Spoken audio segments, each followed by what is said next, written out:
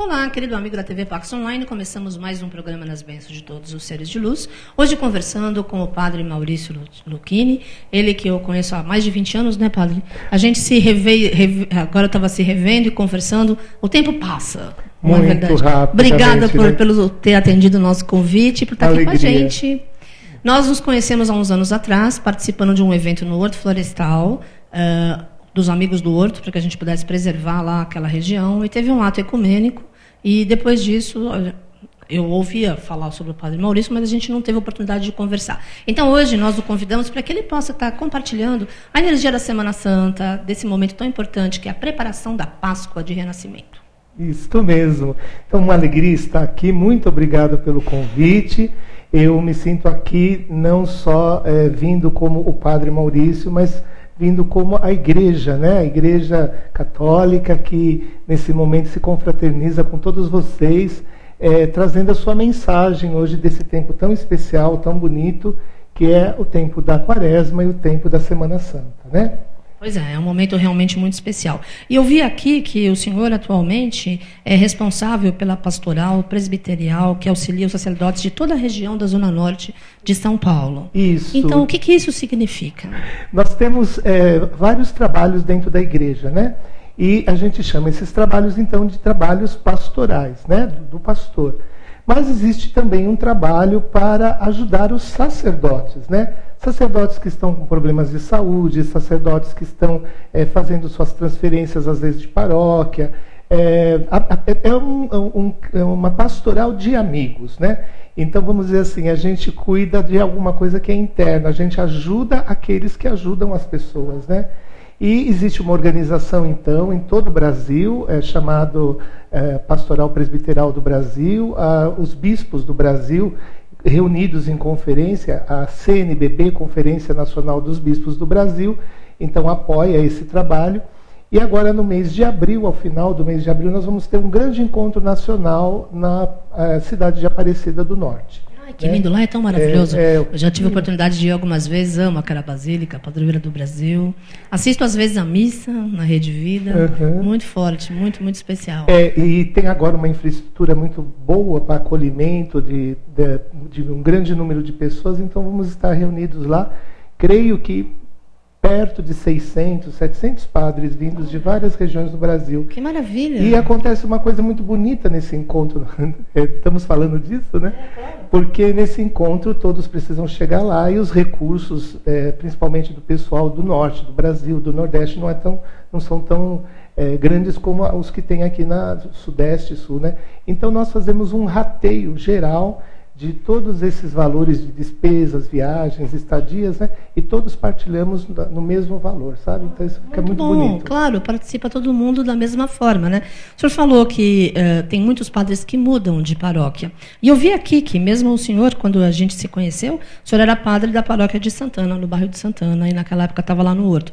Mas antes o senhor já passou pela Nossa Senhora da Livração, no Jardim Brasil, pela paróquia Santo Antônio, no Lausanne Paulista, São Pedro, paróquia de São Pedro, no Tremembé, e atualmente o senhor é responsável pela paróquia de São Luís Gonzaga, na Vila Santa Maria. Exato. Quanto tempo o padre fica em cada paróquia? Existe isso? Ou quem determina quando é hora de sair, de mudar, de se transferir para um outro local?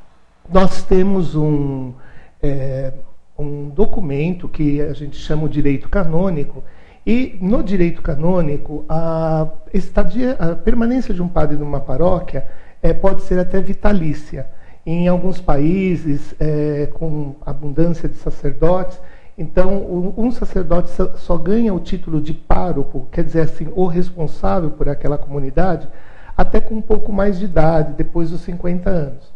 Nós estamos no Brasil, na América Latina, e assim como na África e em alguns lugares da Ásia, a nossa igreja é conhecida como uma igreja em missão, de missão. Então temos poucos sacerdotes em vista da grande população. E, por isso, a Conferência Nacional dos Bispos do Brasil, a CNBB, depois de muitas reuniões, muito pensamento, então estabeleceu que de 6 em 6 anos nós devemos fazer um rodízio, né, das nossas paróquias.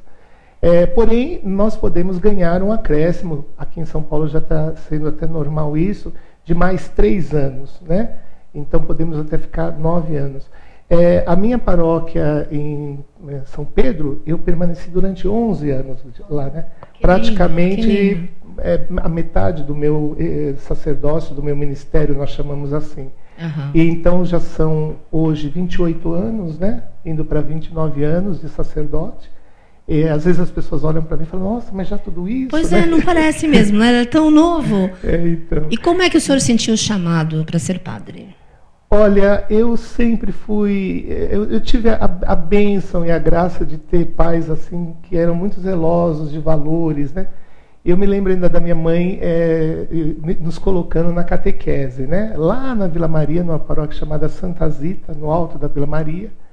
E lá a gente começou uma caminhada como criança, aprendendo a catequese, mas depois eu não me desgrudei da paróquia. Eu permaneci na paróquia, entrei no grupo de coroinhas, depois no que a gente chamava de cruzada cristã.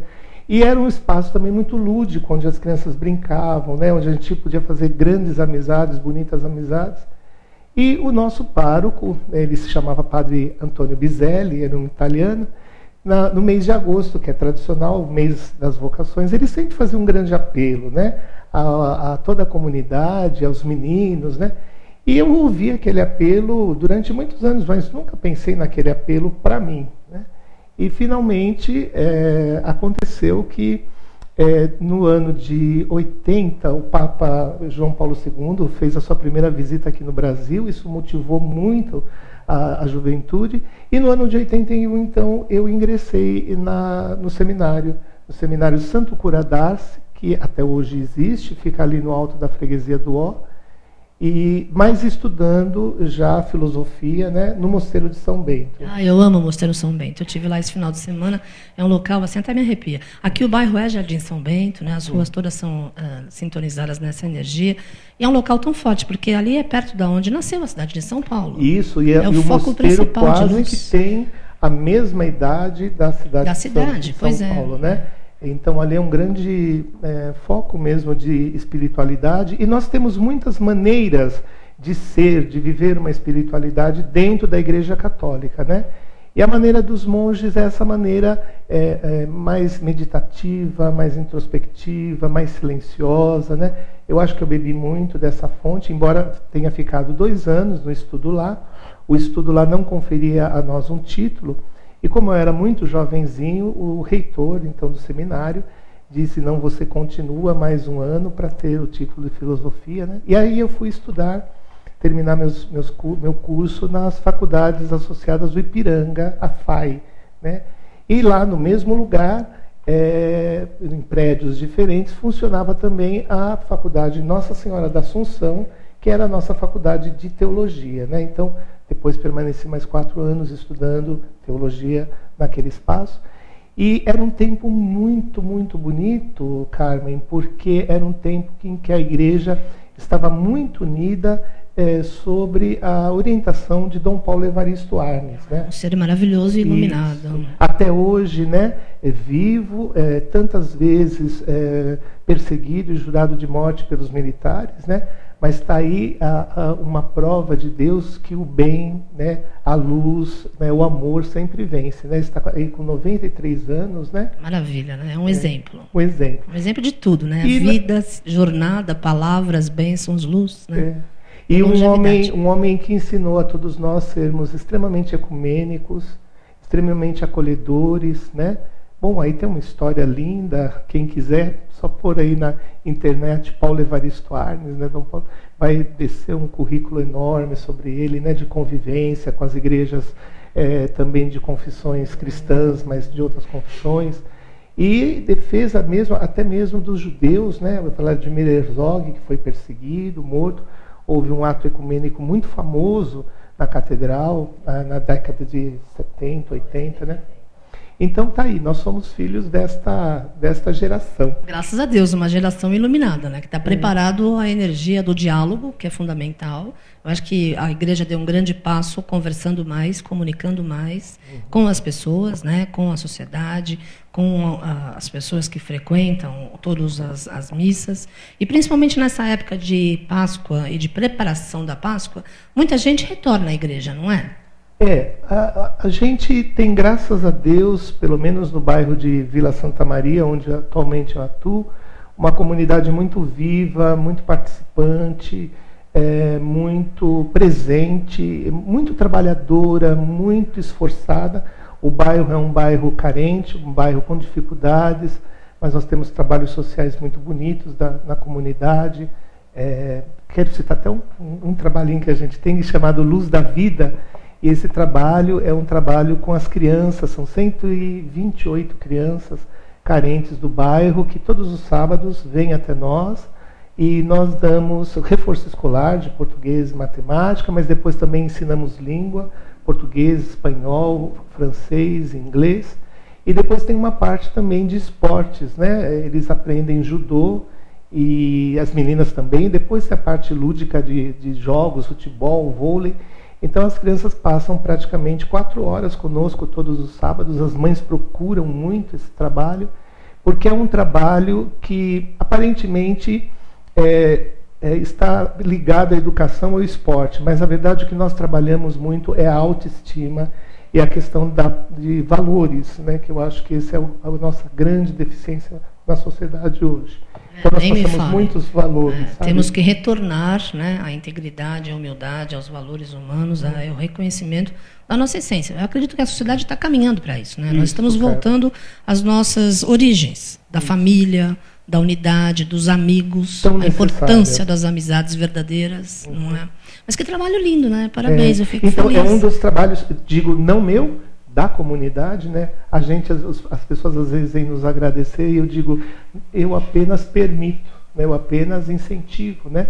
Porque, na verdade, os nossos braços são o que a gente chama os leigos. Os leigos, na igreja, nesse sentido de leigo, aquele que não sabe. Não, leigo é uma vocação, é aquele que, então, assume o engajamento dentro da comunidade, e nós dizemos os verdadeiros cristãos, né?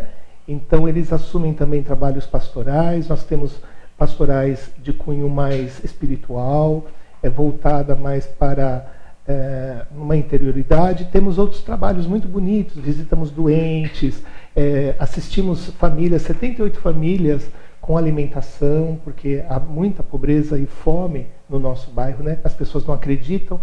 500 metros da minha casa já existem pessoas que realmente passam fome e dependem de nós, né? E nós realmente visitamos para ver se realmente necessitam de tudo que a gente pode oferecer. Esses tempos de crise, tudo está muito mais difícil, né? Mas graças a Deus a gente mantém esse compromisso ainda com os carentes. Que bom. E é realmente um grande exemplo, né? Que outras pessoas aí no nosso querido e amado Brasil possam seguir esse exemplo de auxiliar o próximo mais próximo, né? E se cada pessoa que mora no seu bairro cuidasse melhor do seu bairro, a cidade ficaria linda, maravilhosa, né? Nos Estados Unidos, eles têm várias pessoas que são responsáveis por cada bairro, sem nenhum tipo de salário, nada disso. Então, a pessoa que é moradora daquela região, se acaba a luz ou tem um buraco na rua, ela vai querer que fique direitinho, que fique legal, né? E nessa questão de as pessoas que estão passando por dificuldades e não ter o que comer, é realmente uma realidade, infelizmente, muito sólida no Brasil há muito tempo e que agora está se agravando cada vez mais. E todos nós podemos e devemos fazer a diferença e fazer alguma coisa. Exato. Né? Eu sempre digo que diante de tanta negatividade, até mesmo dos meios de comunicação, né? Eu acho que eles deveria ter canais que pudessem mostrar também tudo o que se faz de bom, né? Não só a Igreja Católica, mas tantas outras confissões, tudo que se faz de bom pelas pessoas, né? Então, existe muito mais pessoas fazendo coisas boas e ajudando o próximo, sendo voluntários, do que pessoas destruindo o nosso país e a nossa sociedade. Infelizmente, né, os grandes meios de comunicação não se interessam em demonstrar isso, né? Parece que é uma parcela do povo que busca. Mas se Deus quiser vai mudar essa consciência, né, Padre Maurício? O senhor não acha? Porque não dá para a gente ficar sustentando crise, problema, limite, dor, sofrimento. Porque Deus não criou o ser humano para que nós pudéssemos sofrer. Ao contrário, Deus deu a vida para que nós pudéssemos atingir a nossa espiritualidade e a nossa felicidade. E assumir a responsabilidade perante a nossa evolução, né? Então precisamos olhar aí. E é importante falar sobre meio de comunicação, porque nós precisamos ter mais cautela e discernimento naquilo que nós assistimos, naquilo que nós vemos, aonde nós colocamos a nossa atenção e o nosso poder, nós atraímos para a nossa realidade. Isso, escolher, então, né? Isso é muito importante, selecionar, né? Demais. Eu digo sempre, principalmente, selecionar o que as nossas crianças veem, né? Porque realmente estão como folhas em branco e sendo gravadas, né? Então eu penso que sempre falo, né? Eu tenho um grupo de catequese no sábado de manhã. Eu celebro uma missa especialmente para aquelas crianças. Parece até uma missa meio doutor da alegria, né? Mas que legal, ótimo isso. E a gente fala num nível que eles possam compreender, mas sempre assim essa busca, né, de passar valores. Agora também, Carmen, não posso dizer que é um trabalho fácil, porque a gente precisa de muita colaboração dos próprios pais, que às vezes também não têm uma formação adequada, né? Então eu acho que espaços como este e todos os espaços que possam fazer bem as pessoas são muito preciosos, né, na nossa sociedade. Eu acho que cada um fazendo aquilo que cabe de acordo com as leis de Deus, o mundo fica um pouquinho melhor, né? E eu queria que o senhor falasse sobre a sua visão sobre essa nova geração que está vindo. As crianças já nascem, parece que sabendo tudo de computador e não estão conversando muito, né? O senhor não sente isso? Eles estão mais assim introspectivos, estão mais silenciosos e estão mais solitários também, não é?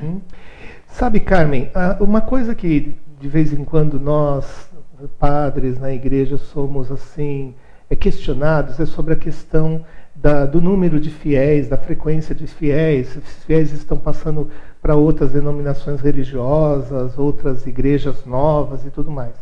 Mas eu penso que a grande questão é uma questão que abarca toda a sociedade, que você está tocando muito bem, que é a questão de uma sociedade que está criando o ser humano para o individualismo. E esse individualismo muito sofrido porque ele leva à solidão. Então, essencialmente, te afirmo isso com toda clareza, a mensagem de nosso Senhor Jesus Cristo é uma mensagem comunitária. Então, nós não falamos mais de uma salvação da alma, né? Nós falamos de uma salvação do mundo, nós falamos de uma salvação da coletividade. Então, ser igreja é estar em comunhão uns com os outros. E esta comunhão uns com os outros é que nos permite a comunhão sacramental, que para nós é o corpo e o sangue de Cristo, a Eucaristia. Então, não tem sentido, por exemplo, um católico participar da Eucaristia sem um vínculo com a comunidade, né? E, embora isso aconteça, nós trabalhamos muito para que as pessoas cresçam espiritualmente, entendendo que a comunhão nos leva a um compromisso comunitário, nos leva a um compromisso social, nos leva a um compromisso de caridade e de transformação da nossa realidade. Talvez por isso seja tão difícil hoje a gente ter pessoas que realmente abraçam a fé, né? Eu queria dizer muito claramente aqui para vocês que a mensagem de nosso Senhor Jesus Cristo é uma mensagem de desapego da materialidade, uma mensagem de crescimento da espiritualidade, do desapego, e é uma igreja em que também nós assumimos o sofrimento, né? Creio que muitas denominações religiosas buscam um sentido ou uma libertação do sofrimento, que eu acho correto, mas a nossa igreja também fala da cruz. Eu vou explicar isso daqui a pouquinho, porque nosso Senhor Jesus diz: quem quiser me seguir, tome a cada dia a sua cruz, né, e venha comigo, venha atrás de mim. Então, também eu penso que todas estas coisas muitas vezes dificultam ou assustam as pessoas que vão conhecer profundamente o cristianismo, né? É verdade. A campanha da Fraternidade desse ano fala sobre cuidar do meio ambiente, cuidar da Mãe Terra.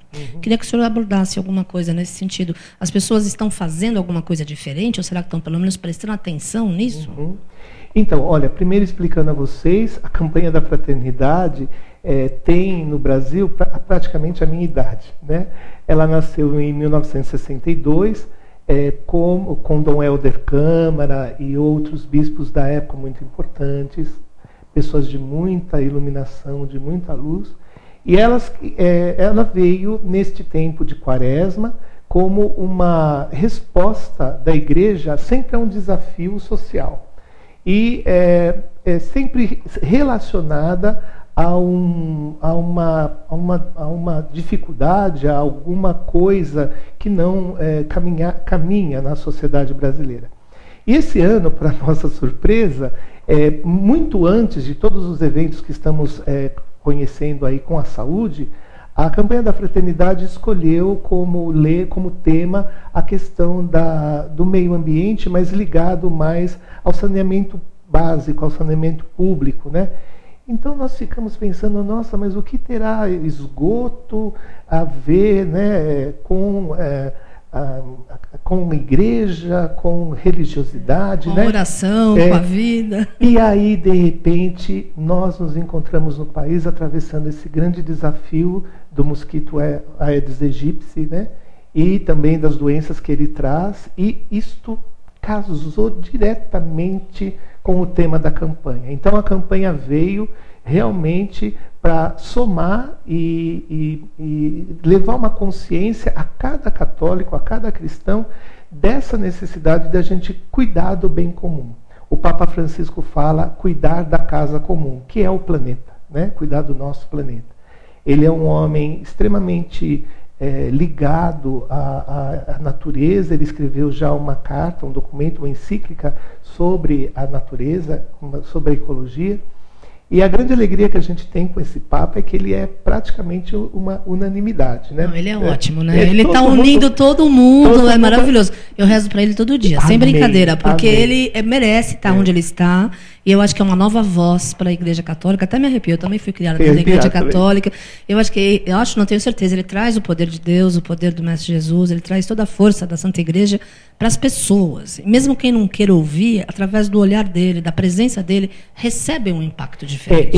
Ele tem um carisma incrível. Carisma. Eu encontro pessoas de diferentes ambientes, pessoas até que se julgam, se dizem ateias, sem uma confissão religiosa, mas todos, né, sempre com uma simpatia muito grande pelo Papa, porque ele é muito simpático, né?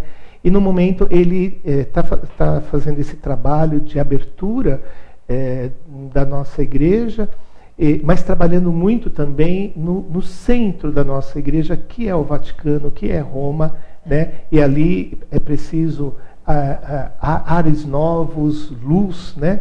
E ele tem feito um trabalho realmente muito sério. Até nós, assim, ainda desconhecemos um pouco esse trabalho, né? Mas nós vamos, com o tempo, entender e saber, né? Porque estruturas muito antigas e que estão superadas, ou estruturas muito arraigadas, precisam respirar ares novos, né?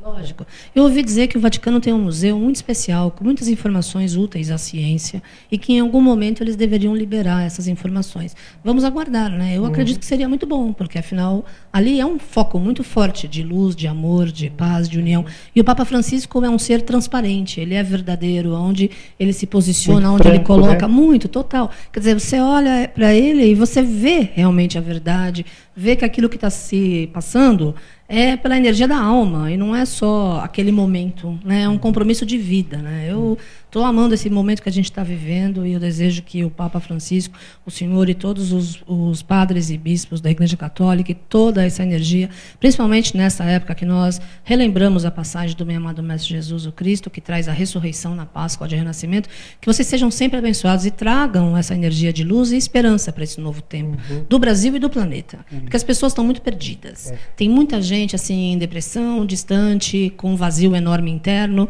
e que não consegue entender como vivenciar essa espiritualidade, né? As práticas diárias de espiritualidade, o que fazer para encontrar Deus, como ter esse compromisso. Então é importante visitar e a sua energia interna, né, voltar para o seu poder de introspecção, a sua própria luz, e o fato de você frequentar uma paróquia, você assistir uma missa, você ir à igreja, você ter um compromisso com a comunidade, você sustentar uma energia onde você mora, fortalece esse vínculo com Deus. E todo mundo fala a mesma linguagem, né? Porque não adianta cada um ficar isolado na sua casa. Eu queria comentar, voltando ao nosso assunto, a sua pergunta sobre a campanha da fraternidade, Porque a campanha da fraternidade, ela também se insere num contexto que nós chamamos de quaresma. E eu hoje gostaria de falar com vocês especialmente sobre esse tema tão querido, que é quaresma e que é Semana Santa, o que a gente chama também de Tríduo Pascal, né? Queria levar esse ensinamento para vocês. Então, olha, gente, nós temos na igreja o que nós chamamos de tempos litúrgicos. Né? Nós, na vida social, na vida comum, marcamos o tempo pelos meses, janeiro, fevereiro, março, né? E assim por diante. Cada um com suas características já muito fortes aqui no Brasil, né? Todo mundo sabe que janeiro, fevereiro é o mês do carnaval, janeiro é o mês das férias, né? Julho, pelo menos, era antigamente o mês do frio, né? E assim por diante, né? Então, nós temos duas grandes festas na Igreja Católica. A festa da Páscoa e a festa do Natal, tá? Então, nós temos um período chamado período de Natal, que dura 4 semanas a partir do dia 25, dia do nascimento, vamos dizer assim, escolhido como dia do nascimento de Jesus Cristo, porque nós verdadeiramente não sabemos a data exata do nascimento de Cristo, né? Essa data foi escolhida porque a igreja é também herdeira de toda a tradição romana, de toda a tradição judaica, e nesse dia se celebrava o dia do Deus Sol, né? O Deus Apolo, né? E a igreja, assumindo e cristianizando esta festa, disse: o nosso Deus Sol é Jesus Cristo. Né? Então, por isso, a data de 25 de dezembro, né? Onde o Sol está no lugar mais alto no solstício de verão, né? De inverno, lá na Europa. Né? Então, por isso, foi escolhido este dia. Bom, para que a gente tenha uma boa festa, o que se exige? Uma boa preparação. Né? Quando você vai preparar uma festa de aniversário para o seu filho, uma festa de 15 anos, a gente começa a viver essa festa muito tempo antes, com os preparativos, né? Fazendo uma economia, de repente, para poder imaginar esta festa e assim por diante. E na igreja acontece também o mesmo, por uma antiga tradição. Então, temos um período antes do Natal, chamado período de Advento, né? Que são também 4 semanas, onde nos preparamos para a vinda, eu sempre digo para o povo, daquele que há de vir. Né? Então, por isso, Advento, aquele que há de vir, né? Jesus Cristo. E é um tempo que geralmente está ali colocado nos meses, final do mês de novembro, vai até pertinho do dia 25. E nesse período nós fazemos assim uma espécie de introspecção, nós vivemos um pouquinho mais introspectivos, porém num clima de expectativa, de espera. Eu digo que nós engravidamos, né, de Jesus Cristo para poder dar a luz a Ele no dia 25, junto com Maria. Eu digo isso, né, espiritualmente. Bom, esta festa é importante, mas ela foi uma festa que entrou para o calendário litúrgico depois de uma festa anterior e primordial, que é a festa da Páscoa. Né? Então, Páscoa, palavra que vem do hebraico Peshnach, que significa passagem. Né? Então, para nós, para os judeus, era a festa da passagem de Moisés com o povo hebreu pelo Mar Vermelho, saindo da escravidão do Egito e buscando uma terra prometida, uma terra de fartura. Né? Eles peregrinaram depois da travessia do Mar Vermelho durante 40 anos, né? Pelo deserto, porque eles não se entendiam. Eles não eram comunidade. No momento da saída do Egito, saíram hebreus, mas saíram também muitos escravos de outros povos. Né? Então havia muita dificuldade daquele povo entender, né, na verdade, quem era Yahvé, ou Javé em português, o Deus da vida. E através do profeta Moisés, então Deus tenta se comunicar com o seu povo, e como que uma mãe ou um pai tenta ensinar o povo, criança, né, a crescer. Né? Eles peregrinam 40 anos naquela terra, no deserto, até chegar à terra de Israel, a terra prometida. Então, aí, a Páscoa, Cristo estava celebrando, naquele dia anterior à sua morte, a Páscoa dos judeus. Jesus, precisa ficar isso muito claro, Jesus não era cristão, não era católico. Jesus era judeu, e um judeu praticante e observante. Ele estava celebrando a Páscoa com os seus amigos, os 12 apóstolos, e provavelmente mais algumas pessoas que não são citadas, porque haviam provavelmente mulheres que também estavam ali, naquele contexto oriental, preparando os alimentos e tudo mais.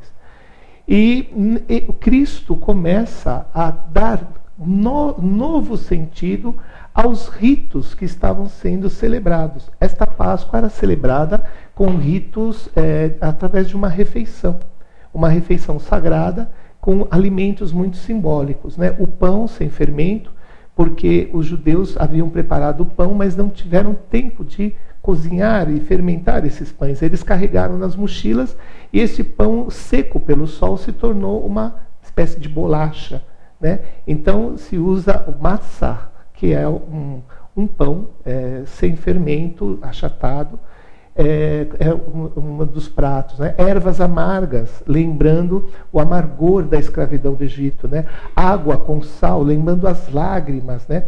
Mas depois também uma mistura de maçã com mel e outros ingredientes aromáticos, que chama harotze, que significa a doçura da terra prometida que finalmente eles encontraram, né? Em algumas mesas também se cozinhavam ovos, e antes de se comerem esses ovos, um jogava os ovos para o outro, e o ovo ele não é redondo, ele é oval, então ele tem um pico mais alto e uma base mais arredondada. E nisso eles lembravam, não se orgulhem, porque um dia você pode estar por cima, mas outro dia você pode estar por baixo, e vice-versa. Então, para vocês verem, toda esta refeição, chamada Seder, né, na língua judaica, era uma refeição sagrada que lembrava a libertação do povo do Egito. Jesus, então, vai tomar este pão no meio desta ceia e vai dizer: tomai e comei, isto é o meu corpo.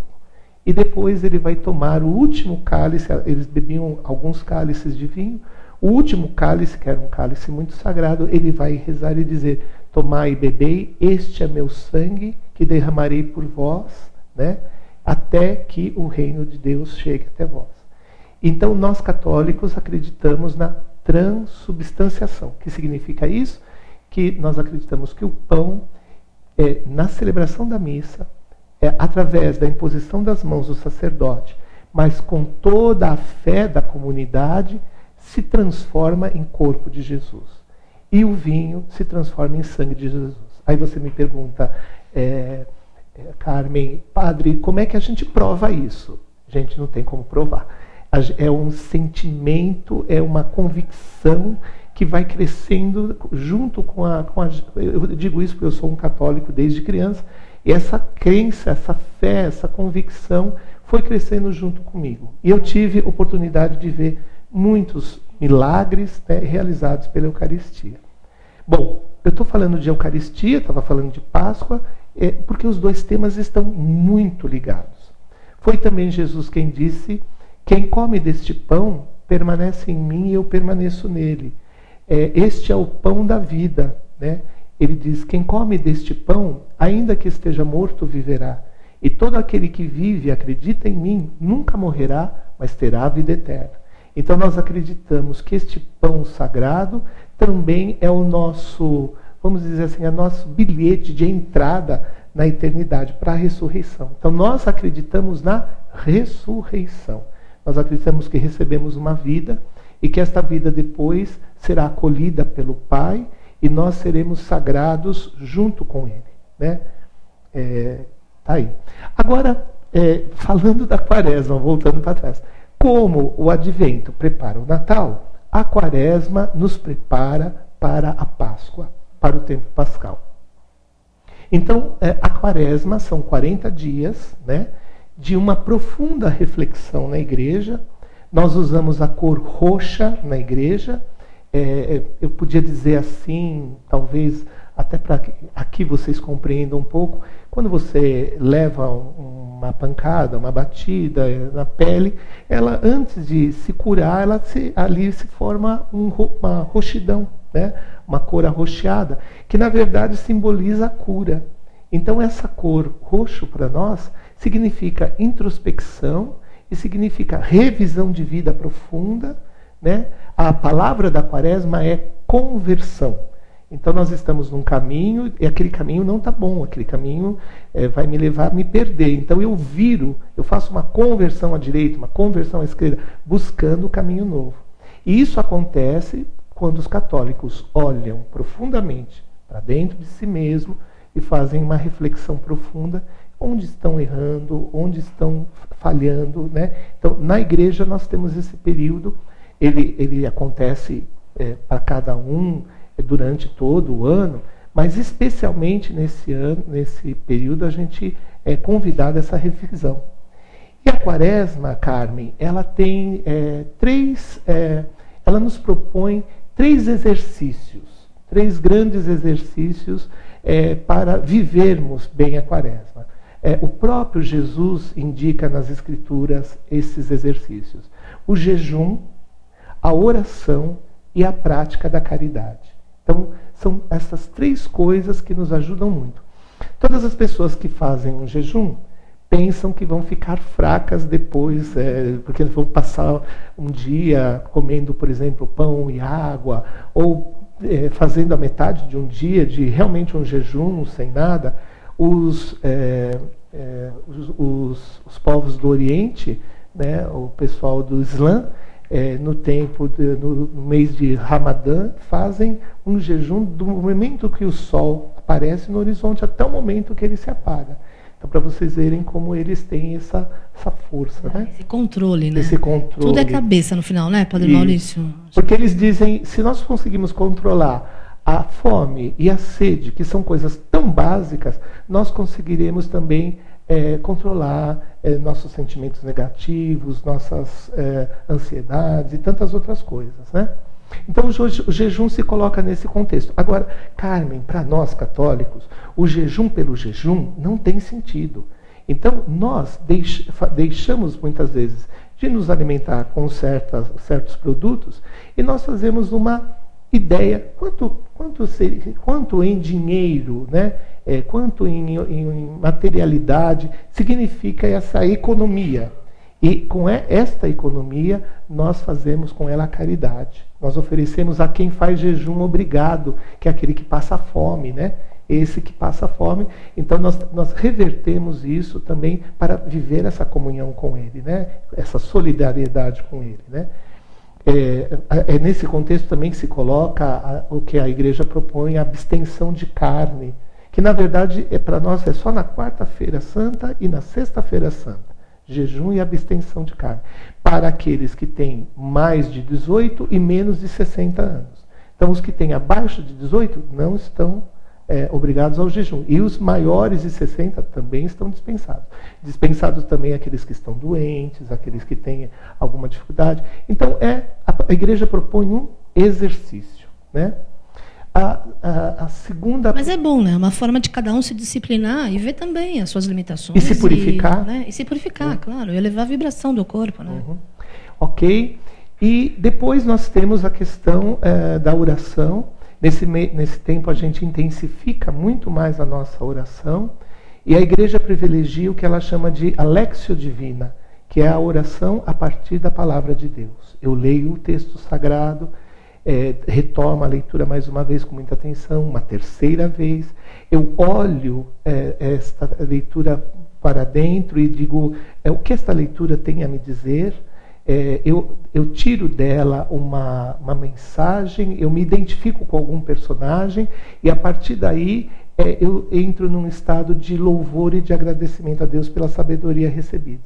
Essa oração é feita individualmente e com muito silêncio. A grande dificuldade de hoje, né? Fazer silêncio. Nossa, e como, né? E o silêncio mental, né? Que é o principal, porque a cabeça É uma coisa maluca mesmo, né? Então veja o quanto a gente está próximo da questão da meditação. Lógico, né? Que lógico. Também existe na igreja. E a meditação, a medicina comprova que cura doenças. Sim. Porque traz, né, normaliza a pressão arterial para quem é cardíaco e outros problemas mais. Porque é uma forma de você comungar com Deus, né? Eu queria que o senhor explicasse a Semana Santa em si. Tá. Os principais dias, porque daqui a pouco termina o programa, mas Ok. ainda quero uma bênção de Páscoa no Tá bom, final, tá uma bem. bênção para o Brasil, que está precisando tanto.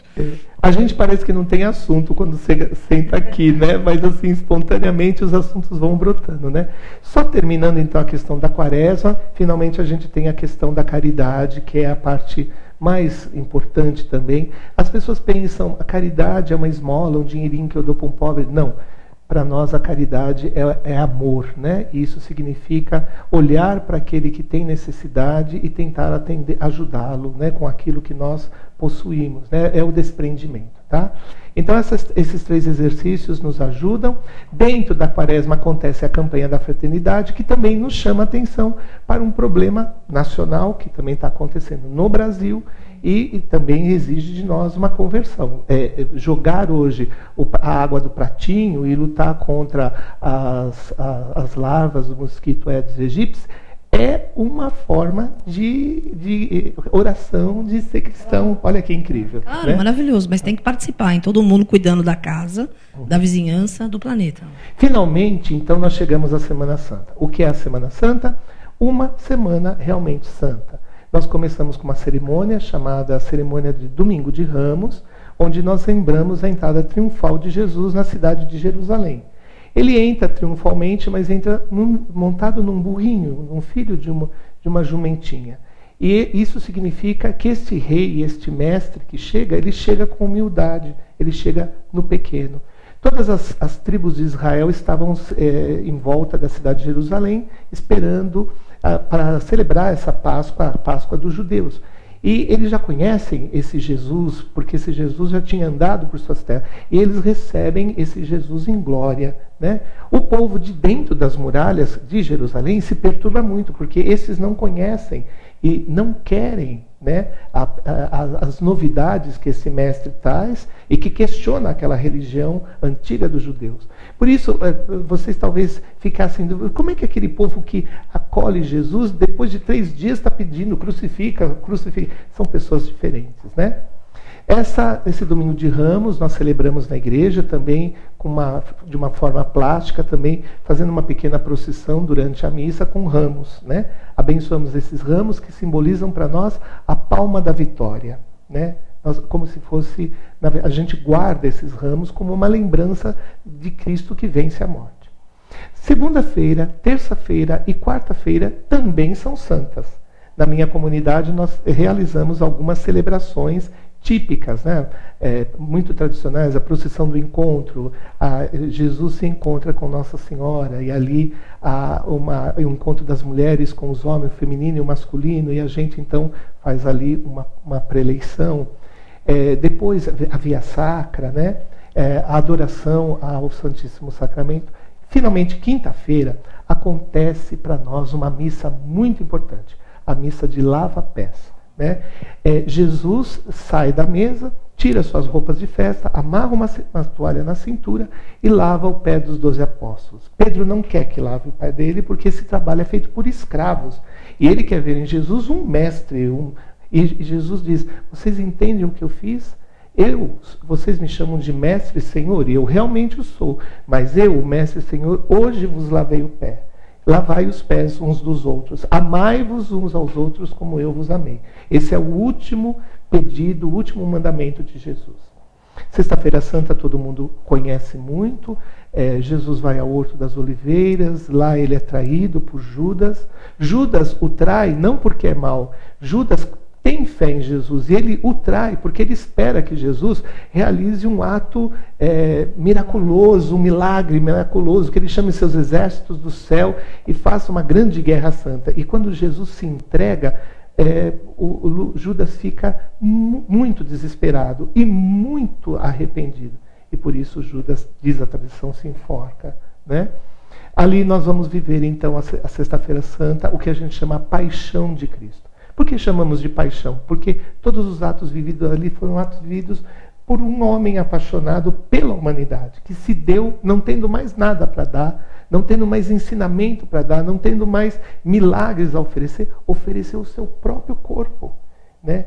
E olha, gente, aqui eu podia discorrer só sobre a Sexta-feira Santa, momentos lindos, porque o Cristo assume todas as nossas dificuldades.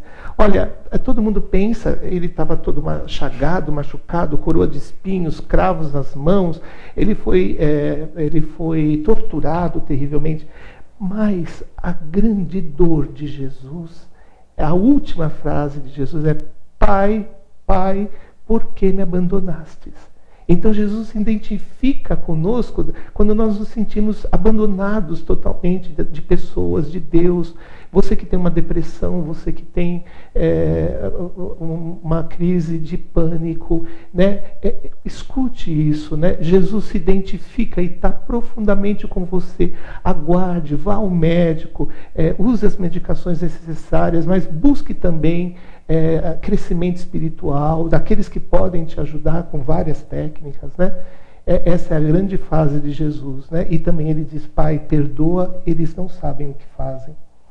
Finalmente, todos pensam então que acabou tudo na sexta-feira, mas no sábado nós celebramos, né, essa saída do Cristo do túmulo, né, após a sua morte. Nós celebramos essa volta à vida, e ele ressuscita, ele volta à vida. E essa vamos dizer assim, o grande pulo do gato na fé católica, né? É você acreditar que a vida não acaba com a morte. Eu digo, a morte é apenas um portal por onde a gente passa para entrar num mundo muito maior. O primeiro mundo na barriguinha da nossa mãe, quando fica apertado e pequeno, se abre para nós entrarmos nesse mundo maior aqui da Terra. A Terra também chega um momento que fica pequena demais para nós. Então ela se abre novamente para a gente ter um renascimento, e um renascimento eterno. E é o dia mais importante. Até me arrepiei aqui, olha, a Gláucia também, tô amando essa sua entrevista, a gente precisa marcar mais. Então, eu digo para vocês, essa ressurreição é algo que nós também não temos como provar, é um dado da fé que a gente precisa se exercitar nela, né? O domingo de Páscoa vai ser então o dia em que nós vamos celebrar a mesma festa que a gente faz no sábado da Aleluia, o povo assim chama, nós chamamos de Vigília Pascal. Podemos discorrer sobre isso, é uma longa celebração feita com a questão da luz, a questão da palavra, a questão da aspersão da água e a questão da comunhão do corpo e do sangue de Cristo. E aí vai se seguir 7 semanas, esse número também é especial, 7 semanas de período de tempo pascal, que a gente chama. Vai acabar no Pentecostes, quando nós celebramos a vinda do Espírito Santo sobre nós, né? Então, a grande mensagem da Semana Santa é uma mensagem de superação. É uma mensagem... nós vivemos, Carmen, na vida, muitos momentos de Semana Santa, de Sexta-feira da Paixão, e nós somos convidados a não ficar presos a esta Sexta-feira Santa, mas a superar, né? E ir para o sábado e para o domingo de Páscoa, né? Eu faço até esse apelo a você, cristão, católico, que está nos vendo neste momento, participe intensamente das cerimônias da Semana Santa, mas especialmente a maior e mais importante, que é o Sábado Santo, né? Não é a Sexta-feira Santa o ponto alto da fé católica, não, ela é a morte. O ponto alto é o Sábado Santo, onde a gente ressuscita. Sem dúvida nenhuma, maravilhoso. O senhor quer deixar algum site, alguma coisa, antes de fazer a bênção da Páscoa? Olha, a bênção para o Brasil? Eu gostaria de dizer para vocês que, em primeiro lugar, a grande fonte da nossa comunicação na Igreja de São Paulo é o site da Arquidiocese de São Paulo. Basta você pôr no Google Arquidiocese de São Paulo, imediatamente já aparece o endereço do site. Por ali você pode acompanhar todas as notícias da igreja, as grandes celebrações. Nós também estamos sediados numa região, nós chamamos a região norte, aqui região Santana. Então também, no Google você pode pôr região episcopal Santana. Imediatamente, né, aparece ali o site da nossa região. E finalmente eu estou na paróquia São Luís Gonzaga e a nossa página na internet é www.sp